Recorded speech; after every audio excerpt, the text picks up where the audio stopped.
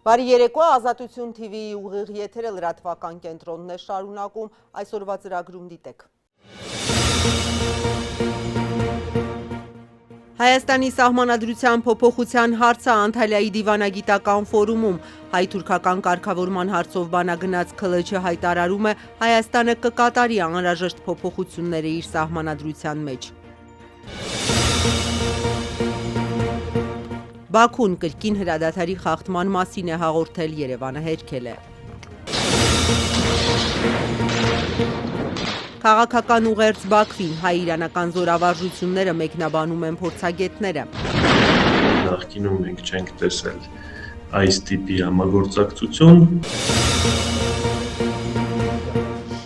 Ապացուցված չէ հանցակազմի առկայությունը։ Դատարանն արդարացրեց վարչապետի ուղղությամբ խնձոր նետած արցախցու։ Հայաստանի Հանրապետությունում կարող է գործել կարծիք արտահայտելու, ազատ կարծիք արտահայտելու իրավունքը։ Իշխանությունը պնդում է տնտեսական ակտիվությունը պահպանվում է, պաշտոնական թվերը ճիշտ հակառակի մասին են խոսում։ ԱՄՆ նախագահի բանագնացը Պուտինին կհանդիպի Սանկտ Պետերբուրգում։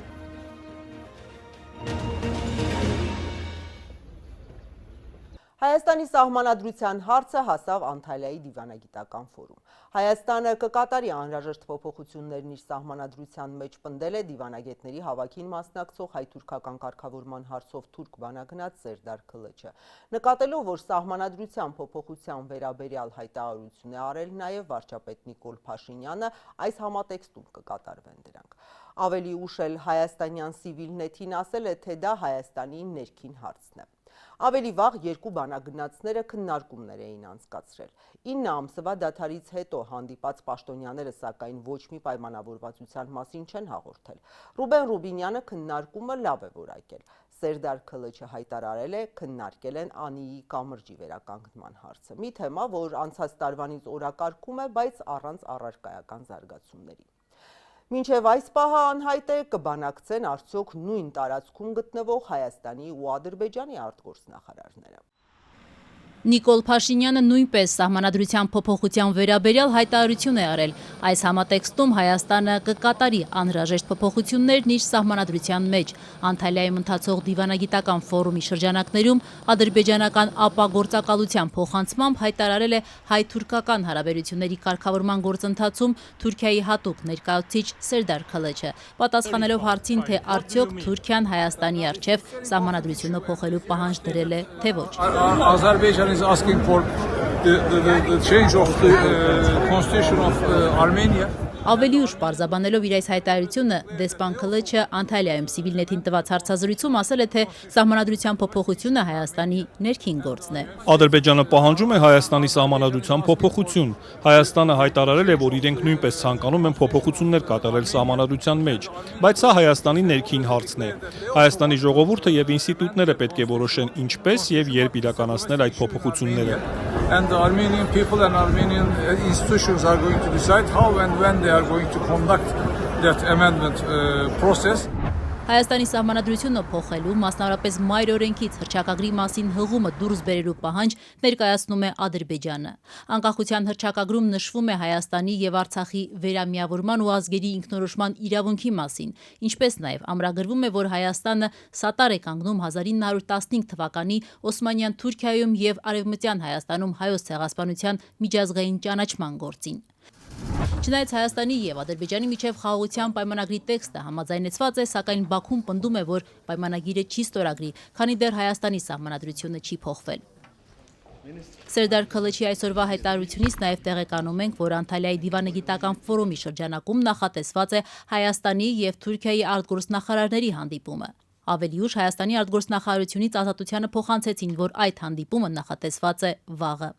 Այսօր ավելի վաղ հայ-թուրքական հարաբերությունների կարգավորման գործընթացում Հայաստանի հատուկ ներկայացուցիչ Ռուբեն Ռուբինյանը X-ում տեղեկացրել էր, որ Անտալիայի դիվանագիտական ֆորումի շրջանակներում հանդիպել է իր պաշտոնակից Սերդար ՔԼՉ-ի հետ։ Ռուբինյանն ընդամենը գրել էր, թե Հայաստան-Թուրքիա կարգավորման գործընթացի վերաբերյալ լավ քննարկում են ունեցել։ Մինչդեռ թուրք դիվանագետը մանրամասներ է հաղորդել այդ հանդիպումից, նշելով, որ Ռուբինյանի հետ քննարկել են Անիի կամրջի վերականգնման հարցը։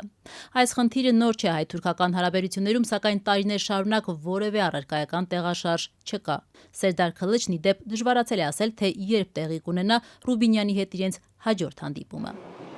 Ավելի վաղ Անտալիայի դիվանագիտական ֆորումի շրջանակներում Հայաստանի փոխարտգործնախարար Վահան Կոստանյանն էր հանդիպել իր թուրք պաշտոնակցի հետ, X-ում հայտնելով, որ կարևոր քննարկում է ունեցել Այշե Էքինժիի հետ հայ-թուրքական հարաբերությունների կարգավորման եւ հնարավոր համագործակցության նոր ոլորտներ բացահայտելու համար։ Հայաստանն ու Թուրքիան շուրջ 3 տարի առաջ պայմանավորվել էին բացել ցամաքային սահմանը երրորդ երկրների քաղաքացիների համար, բայց անգամ այդ պայմանավորվածությունը կյանքի չի կոչվել։ Անկարան հայ-թուրքական հարաբերությունների կարգավորումը մշտապես պայմանավորում է հայ-ադրբեջանական հարաբերությունների կարգավորմամբ։ Առայժմ հայտնի չէ արդյոք Անտալիայի ֆորումի շրջանակներում նախատեսված է Հայաստանի ու Ադրբեջանի արտգործնախարարների երկկողմ հանդիպում։ Հայտնի է միայն, որ վաղը Արադ Միրզոյանը Ադրբեջանի եւ Վրաստանի պաշտոնակիցների հետ մասնակցելու է Հարավային Կովկասում տարածաշրջանային համագործակցության մարտահրավերներ եւ հնարավորություններ պանելային քննարկմանը։ Երևանն ու Բաքուն այս ընթացքում մեղադրանքներ փոխանակեցին։ Հայաստանի պաշտպանության նախարարությունը այսօր կրկին հերքել է կրակոցների մասին ադրբեջանական կողմի հաղորդագրությունը։ Ադրբեջանցիները երեկ երեկոյան 9-ի սահմաններում Թովուզի հատվածում իրենց դիրքերին արձակած կրակոցի մասին էին հաղորդել։ Հայկական կողմը տարածած հաղորդագրությունը սուտ որակեց։ Շաբաթներ շարունակ Բաքուն Երևանին մեղադրում է իր դիրքերը թիրախավորելու համար։ Այդ նույն ընթացքում Սյունիքի, Գեղարքունիքի, երբեմն նաև Տավուշի սահմանակից բնակիչները պատմում են ադրբեջանական չդադարող կրակոցների մասին։ Մինչ հայ-ադրբեջանական սահմանից տեղեկությունները անհանգստացնող են, հայ-իրանական սահմանին 2 օր համատեղ զորավարժություններ էին։ Դրանք նման չէին դասական վարժանքների, ամեն երկրի զինուժի ստորաբաժանում իր տարածքում է գործում։ Ինչ հաղորդվեց պաշտոնապես եւ ինչ մնաց տողատակում։ Խոսքը հիշեցնեմ Թեհրանի մասին է, որը ինչքան Ադրբեջանից տարածքային նկրտումները հաճախակի անում են, այնքան ավելի շատ է խոսում Հայաստանի տարածքային անկախտելիության մասին։ Հայ-իրանական սահմանին անցկացվող երկօրյա համատեղ զորավարժությունների առաջին կադրերն են Ագարակին հարևան Իրանի Նորդուզի շրջանից։ Իսլամական հեղափոխության պահապանների կորպուսի ցամաքային զորքերի հատուկ ստորաբաժանումները վարժանքների ընթացքում թեթև եւ ծանր զինատեսակներ են կիրառում, այդ թվում հակատանկային նռնականետեր ու դիպուկահար հրացաններ։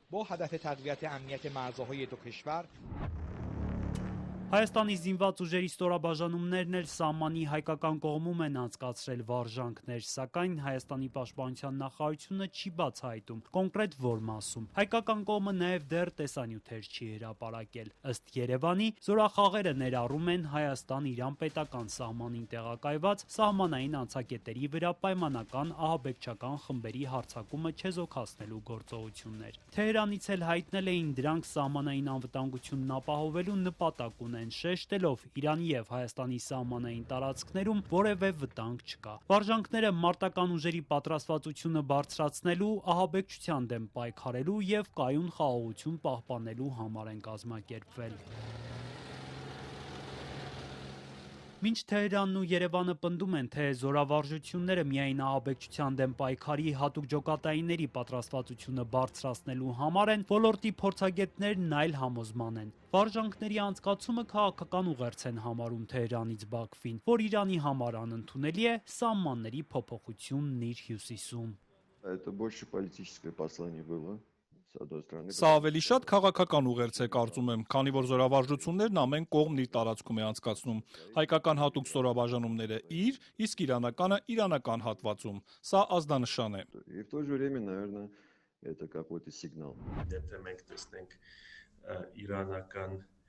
հատուկ ծառայության ջոկատը ինչ ռեսուրսներ էր օգտագործում, դա բավականին թեթև ինչ-որ տեխնիկայի մասին էր խոսքը գնում եւ թեթև հետևակի զենքի մասին, ամենածանր զենքը, որ ես այնտեղ տեսա, հակատանկային նռնականետներ եւ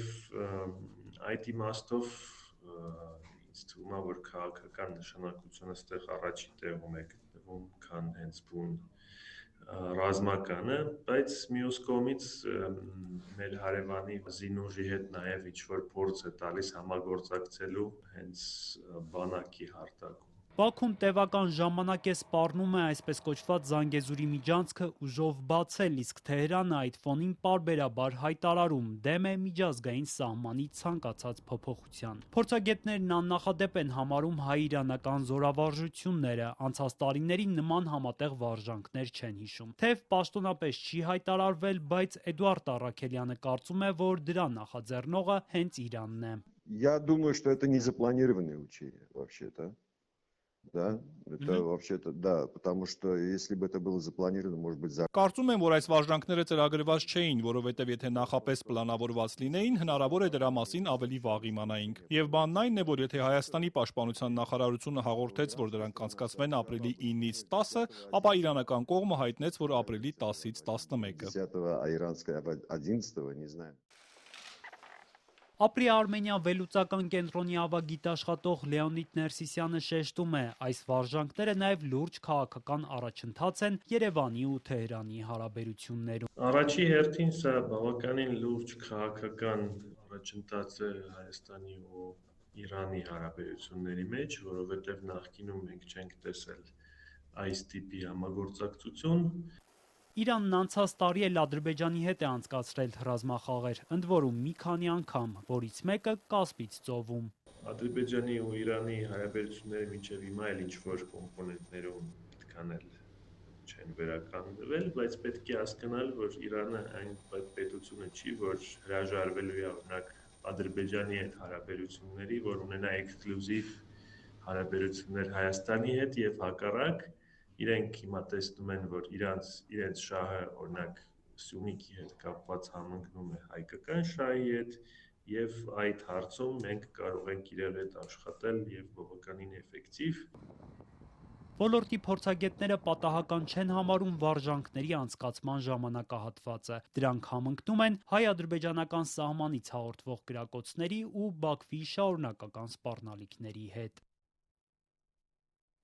Մինչ հայ-ադրբեջանական խաղաղության պայմանագրի ստորագրման հեռանկարը անորոշ է, բայց պարզ է, որ գերիների հարցը այդ փաստաթղթում ներառված չէ, Բաքվում շարունակվում է 15 հայերի նկատմամբ դատավարությունը։ Դրանք վերջին շրջանում ամենօրյա ռեժիմով են ընթանում, ռազմաքաղաքական 7 ղեկավարների հետ Բաքուն դատում է նաև շարքային քաղաքացիների, նույն 20-ից ավելի, այդ թվում ցեղասպանության մեղադրանքով։ Ավելի վաղ հարձակնվել են պաշտոնյաները, հետո նրանք։ Այսօրվա նիստում տուժողներն են խոսել։ Այս դատերից միակ աղբյուրը պետական Ազեր Թաջն է, որի հրապարակումները անկախ աղբյուրներից ճշտել հնարավոր չէ։ Բաքվի զինվորական դատարանում այսօր սկսել են ցուցմունք տալ 15 հայ ռազմագերիների, այդ թվում Արցախի ռազմաքաղաքական ղեկավարության գործով տուժող ճանաչված Ադրբեջանի քաղաքացիները։ Անկախ լրատվամիջոցների, փաստաբանների ու միջազգային կառույցների բացակայությամբ ընթացող դատավարության մասին մանրամասներ է հաղորդել պետական Ազեր Թաջը, տեղեկացնելով, որ Ստեփանակերտի նախկին բնակչուհի տուժող 72-ամյա Նազեիկա Աթաքշիևան պատմել է, որ աշխատել է Ղարաբաղի Մետաքսի կոմբինատում որպես ջուլհակ։ Նա ասել է, թե Հայաստանի նախկին նախագահ Ռոբերտ Քոչարյանը իր հետ այդ նույն կոմբինատում էր աշխատում եւ զբաղվում էր սարքավորումների յուղման գործով։ Ավելի ուշ Քոչարյանը դարձել է Կոմսոմոլի քարտուղար, ապա եւ հակաադրբեջանական շարժման առանցքային մասնակիցներից մեկը։ Տուժող ներկայացվող Նազեիկա Աթաքշիևան նաեւ պատմել է, թե Ստեփանակերտում ադրբեջանցիներին այն ժամանակ լավ չէին վերաբերում, իսկ 1988-ից հետո վիճակն ավելի է վատացել։ Նրա խոսքով հայերը իր ուղղությամբ քարեր էին նետում, վիրավորում, ասում էին, թե հեռացեք այստեղից, մենք պետք է այստեղ ապրենք եւ այլն։ 72-ամյա ադրբեջանուհին պնդել է, թե 1988-ին իր տունը թալանել են ու ավիրել, որից հետո ստիպված ընտանիքով հեռացել է Աղդամ։ Продолжается заседание по рассмотрению уголовных дел в отношении 15 граждан Республики Армения, обвиняемых в совершении многочисленных преступлений против Азербайджана и его народа. Նախորդին Բաքվի ռազմական դատարանում ադրբեջանցի մեղադրողի հարցերին են պատասխանել Հայաստանի 6 քաղաքացիներ՝ Լևոն Բալայանը, Մելիքսեթ Փաշայանը, Դավիթ Ալավերդյանը, Գուրգեն Ստեփանյանը, Վասիլի Բեգլարյանն ու Էրիկ Ղազարյանը։ Նրանք Արցախի ռազմաքաղաքական ղեկավարության հետ միասին մեղադրվում են ահաբեկչության, ապօրինի խմբավորում ստեղծելու, անդամակցելու եւ ռազմական մի շարք ծանր հանցագործությունների համար։ Обвиняемый Давид Аллахвердян ответил на вопросы государственного обвинителя Фуада Мусаева. 2023-ին ադրբեջանական ռազմական ագրեսիայից հետո գերեվարված Դավիթ Ալավերդյանը պատասխանելով ադրբեջանցի մեղադրողի հարցերին տեղեկացրել է, որ սովորել է Ստեփանակերտի համալսարանում, զինվորական ծառայությունն անցել է Ասկերանում։ 2020-ից պաշտոններ է զբաղեցրել գյուղատնտեսության ոլորտում, եղել է Արցախի գյուղատնտեսության նախարարի խորհրդական։ Ըստ Ազեր Թաչի, Դավիթ Ալավերդյանն ասել է, թե Լեռնային Ղարաբաղում ցորեն էին աճեցնում, որը հետո ուղարկում էին Հայաստան։ Он сообщил, что на ранее оккупированных суверенных территориях Азербайджана выращивалось зерно, которое затем направлялось в Армению. Իդեպ Դավիթ Ալավերդյանը նախորդին հարցաքննված Մելիքսեթ Փաշայանի համագյուղացին է Ասկերանի Սզնեկ գյուղից։ Նույն գյուղից է նաև Ադրբեջանի դատանի արչև կանգնած Գուրգեն Ստեփանյանը։ Նա չնայած ծնունդով ջերմուկից է, սակայն բնակվել է Արցախում, աշխատել է որպես վարպետ թե Սզնեքում եւ թե Ստեփանակերտում։ Հարցաքննված Հայաստանի մեկ այլ քաղաքացի 46-ամյա Լևոն Բալայանը պատմել է, որ ծնվել է Բաքվում, մասնակցել է 2020-ի 44-օրյա պատերազմին։ Իդեպ հարցաքննության ժամանակ նա դժվարացել է պատասխանել ադրբեջանցի դատախազի հարցերին։ Արցախի նախկին արտգործնախարար գերեվարված Դավիթ Բաբայանն ըստ Ազեր Թաչի փորձել է օգնել Լևոն Բալայանին, ինչի պատճառով զգուշացում է ստացել դատավորից։ Во время допроса Давид Бабаян попытался помочь Левону Балаяну с ответами, за что получил предупреждение от судьи. Որից հետո Բալայանն ասել է, որ 44-օրյա պատերազմից հետո ծառայել է պաշտպանական բանակում եւ ստացել 400-ից 500 ամերիկյան դոլար աշխատավարձ։ Նախորդին հարցաքննված Հայաստանի մեկ այլ քաղաքացի Վասիլի Բեգլարյանն էլ պատմել է, որ զինվորական ծառայությունը անցել է Մարտակերտում, մինչև 2018 թվականը ապրել է Հադրութի շրջանում, ապա տեղափոխվել է Երևան եւ այնտեղ ապրել մինչև 2022-ը։ Նույն տարվա սեպտեմբերին վերադարձել է Ստեփանակերտ եւ զինվորական ծառայության անցել պաշտպանական բանակում, ստանալով 400,000 դրամի աշխատավարձ։ Ему платили около 400 тысяч драмов в месяц. Ադրբեջանական դատանի արչև կանգնած Հայաստանի մեկ այլ քաղաքացի Էրիկ Ղազարյանը պատմել է, որ 2021-ին Ստեփանակերտ է եկել Ղափանից զինվորական ծառայության անցնելու նպատակով։ Ամսական ստացել է 400,000 դրամ աշխատավարձ։ Ղազարյանն ըստ Ազեր Թաչի բացատրել է, որ Հայաստանի ցանկացած քաղաքացի կարող էր Ղարաբաղում դիմել զինվորական ծառայության։ Դրա համար մի նախապայման կար՝ փոխել բնակության եւ գրանցման վայրը։ Նախորդ դատական նիստերի ընթացքում մեղադրող դատախազն արդեն հարցաքննել է ռազմաքաղաքական 7 ղեկավարներին, նախկին նախագահներ Արայիկ Հարությունյանին, Արկադի Ղուկասյանին, Բակո Սահակյանին, գեներալ-մայոր Դավիթ Մանուկյանին, Արցախի խորհրդարանի նախագահ Դավիթ Իշխանյանին, գեներալ-լեյտենանտ Լևոն Մնացականյանին, նախկին արտգործնախարար Դավիթ Բաբայանին։ Դատարանն անցել է տուժած ադրբեջանցիների հարցաքննությանը։ Հայկական կողմն այս դատավարությունները որակել է շինծու, հայտարարելով, որ դրանք ընթանում են դատավարական կոպտագույն խախտումներով եւ խոշտանգման աղաղակող նշաններով։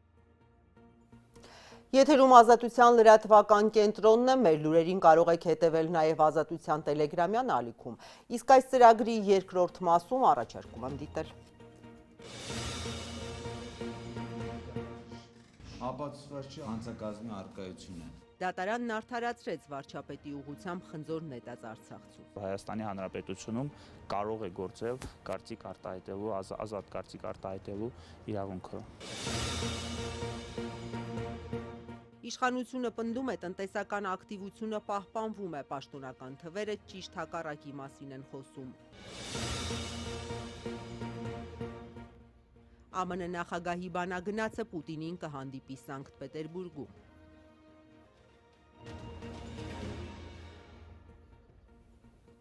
Դատարանն այսօր արդարացրեց Ամռանը վարչապետի ուղղությամբ խնձոր նետած Արցախցի 71-ամյա տղամարդուն։ Դատավորը եզրակացրել է, որ նրա մեղքը հաստատող բավարար ապացույցներ չկան։ Տղամարդը անակնկալի է եկել, իսկ դատախազությունը բառացիորեն անմիջապես որոշել է, որ կբողոքարկեն վճիռը։ Վերդիկտ հրապարակում է վերդիկտի եզրափակիչ մասը, ապացուցվածչի Ալբերտ Նիկոլայ Արուստամյանի մեղսագրվող քրեական օրենսգրքի 297-րդ հոդվածի առաջին մասով սահմանված հանցակազմի արկայությունը։ Դատարանն արդարացրեց ամիսներ առաջ վարչապետի ուղղությամբ կարմիր խնձոր նետած Արցախցի 71-ամյա տղամարդուն։ Դատավորը եզրահանգեց, որ Ալբերտ Արուստամյանի դեմ բերված ապացույցները բավարար չեն նրա մեղավորությունը հաստատելու համար։ Ես չեմ ուզում մարդի հետևից զրուցանեմ։ Եթե ինքը զրուցոնը անելի, ես ուրան մի երկու բառ զրուցում եմ, սուդավստում կանեմ։ Կասեք մեզ, ունակին սուդավստում ինչ կանը, ինչ զրուցում։ Ինչ կանը, կասեի, որ հրաժարական տուր գնայս ժողովուրդը մեղքն, ես ինչ օրս կցել։ Հատե էձևի, մեզ ես ինչ օրս կցել արցախցիներին։ ինքը չգցել է սորումս։ Անցած դատական նիստերից մեկում Ալբերտ Արստամյանը չէր հերքել, որ իսկապես 9-րդ հարկից խնձոր է նետել, բայց նշել էր, որ ոչ թե նետել է վարչապետի վրա, այլ ուղղությամբ։ Դատավորին էլ բացատրել էր բողոքի ակցիա է արել, օրինակ վերցնելով Հայաստանում անցկացված ակցիաներից։ Մեր տանը բան չկա ուտելու, ոչ մի բան չկա ուտելու, հեռաստացուցկությունից ինքը խաշլամայ է ուտում, հեծանի վակշում։ Ջոհանացալ է, հենը մինգը ջոհանացած։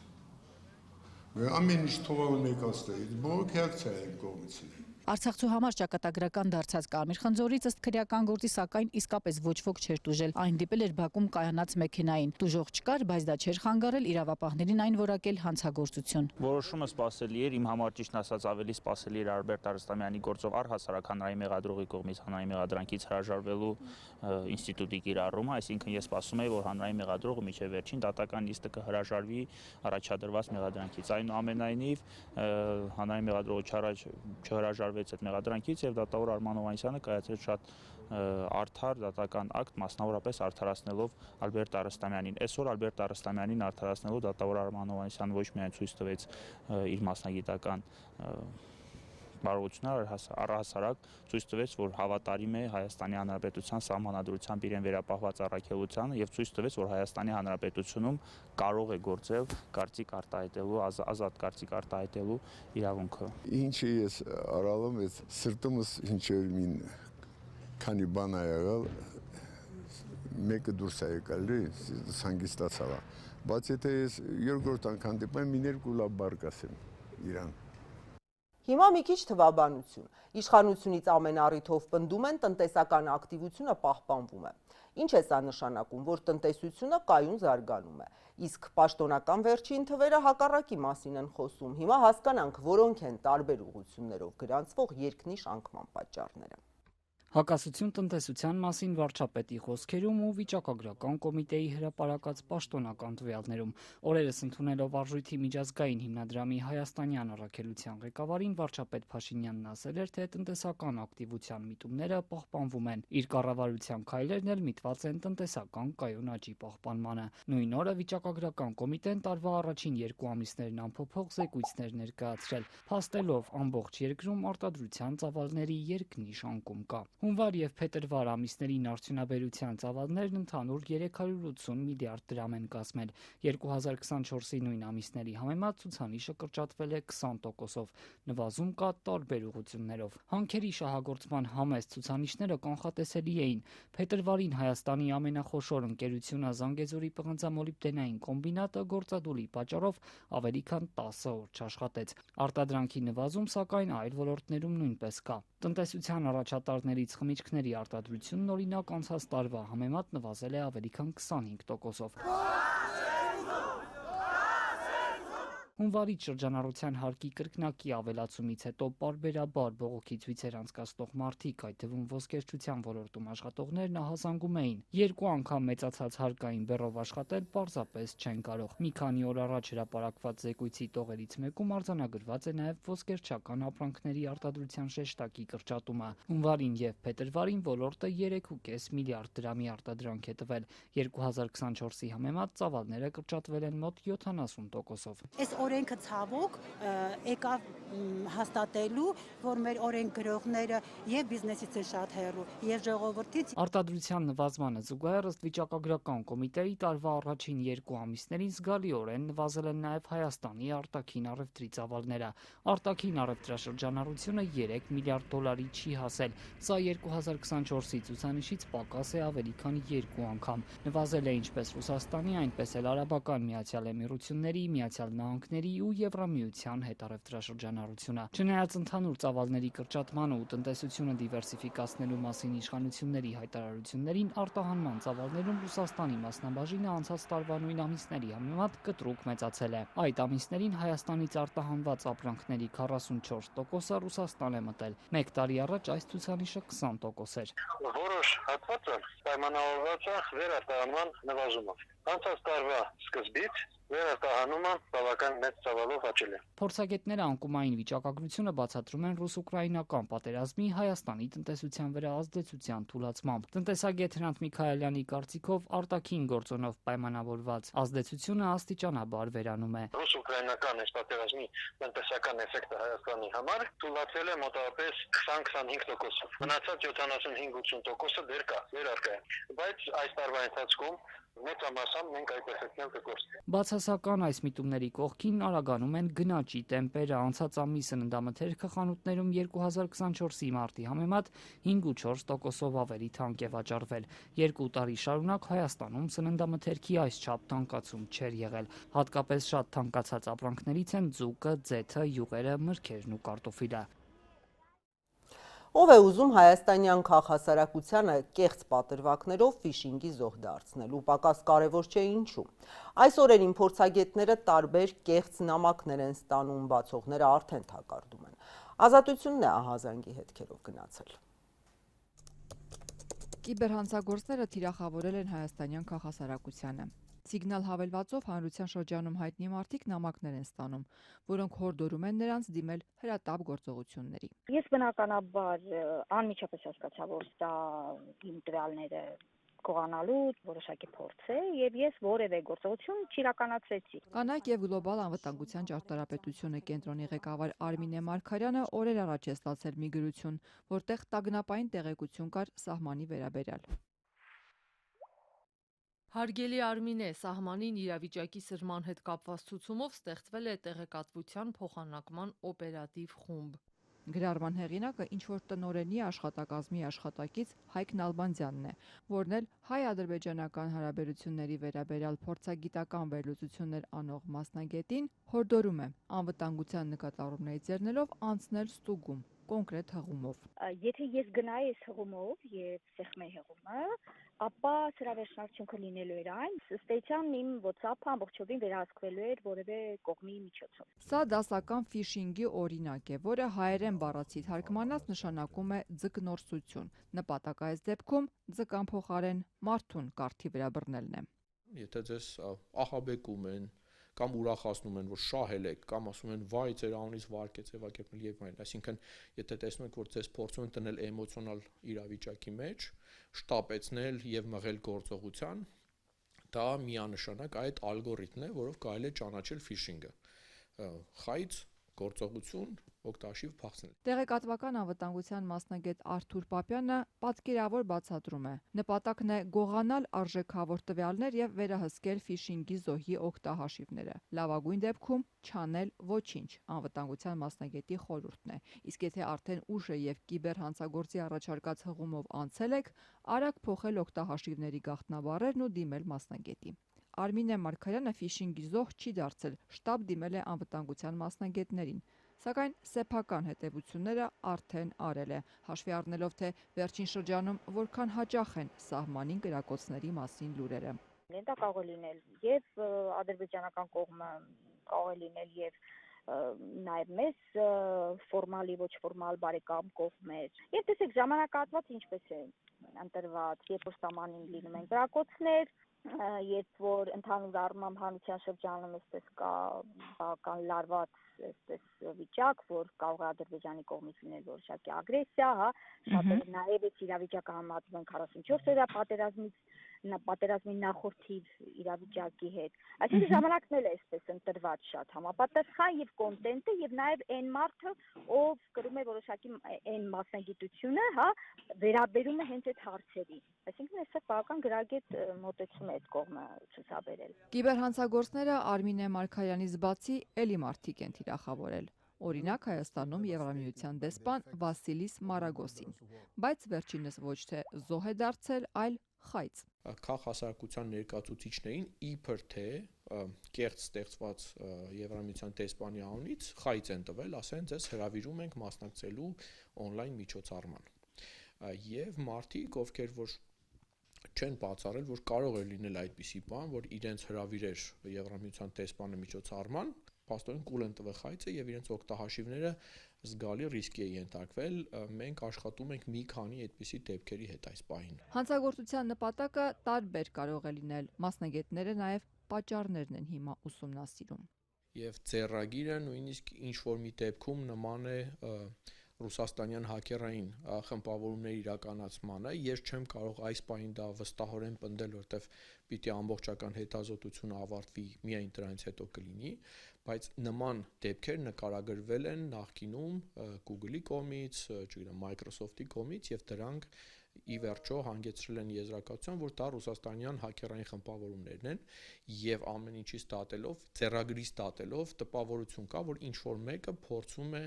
Եվրամիության դեսպանատան հետ որոշակի կապեր ունեցող հայաստանյան քաղաքասարակությանը վնասել, փորձել վերահսկողություն ստանալ իրենց համակարգիչների նկատմամբ։ Ոստիկանությունը պարբերաբար զգուշացնում է, որ կիբերհանցագործությունը դժվար բացահայտելի է։ Խուսափում են նաև վիճակագրական տվյալներ ներկայացնել, թե հանցագործությունների քանի տոկոսն է բացահայտվում։ Ավելի վաղ իրավապահները բացատրում էին, որ դժվարությունը հիմնականում պայմանավորված է նրանով, որ հանցագործների մի զգալի մասը Հայաստանից դուրս է գործում։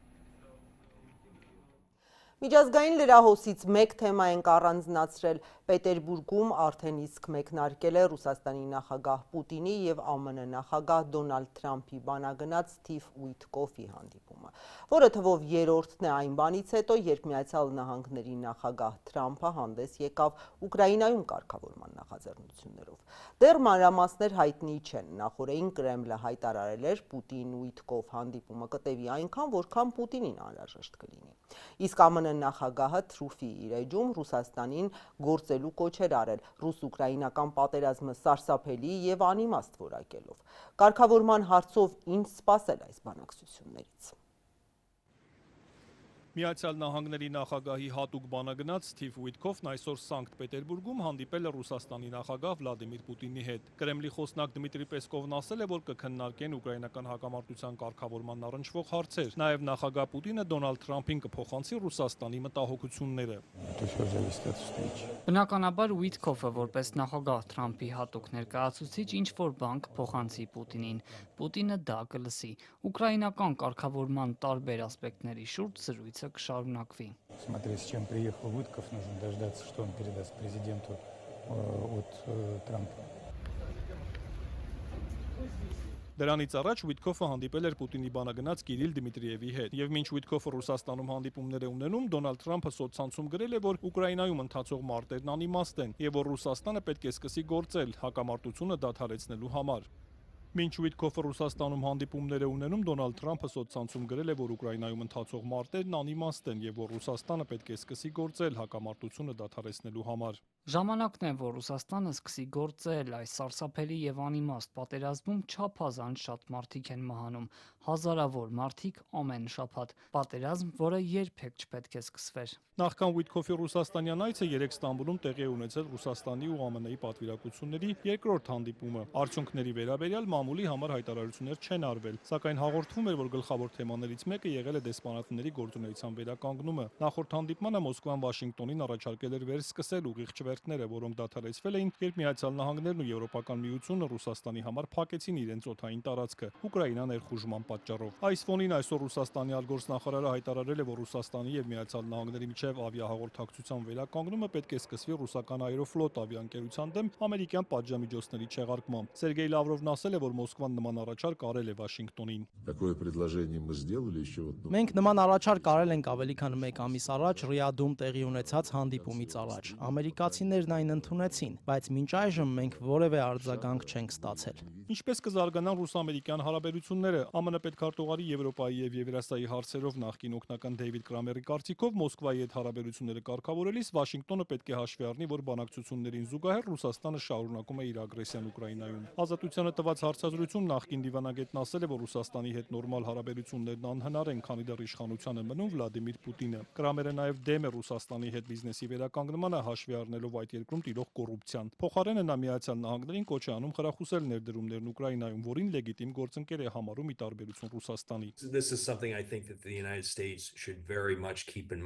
Ըստ իս դա պետք է հիշեցում լինի, որ մենք երբեք չենք կարող նորմալ հարաբերություններ ունենալ ռուսական այս ռեժիմի հետ, քանի դեռ իշխանության է մնում Պուտինը եւ նրանք, ովքեր պատասխանատու են Ուկրաինայում տեղի ունեցածի համար։